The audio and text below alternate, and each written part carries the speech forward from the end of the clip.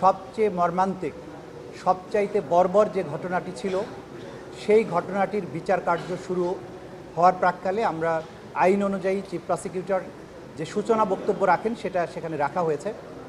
সেই ঘটনাটি হচ্ছে 5ই আগস্ট বিকেলবেলায় আশুলিয়া থানার সামনের রাস্তায় 6 জন আন্দোলনকারীকে গুলি করে হত্যার পর তাদের মধ্যে 5 জন নিহত অবস্থায় এবং 1 জন গুরুতর আহত অবস্থায় তাদেরকে প্রথমে একটা রিক্সা ভ্যানে, পরবর্তীতে সেখান থেকে পুলিশ ভ্যানে উঠিয়ে পেট্রোল ঢেলে আগুন দিয়ে পুড়িয়ে দেওয়া হয়। এই বর্বরতা বিশ্বের ইতিহাসে নজিরবিহীন। আমরা দ্বিতীয় বিশ্বযুদ্ধের সময় বা জার্মানিতে হলোকাস্টের সময় নাজি কনসেন্ট্রেশন ক্যাম্প সেটার কথা শুনেছি, সেখানে গ্যাস চেম্বারে হত্যা করা হয়েছে।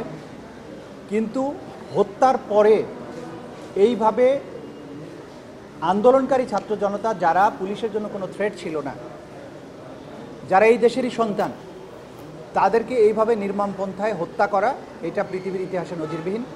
এবং সেই ঘটনায় 16 জনের বিরুদ্ধে বিচার কার্য চলছে, তার মধ্যে 8 জনকে গ্রেপ্তার করা হয়েছে, 8 জন পলাতক আছে।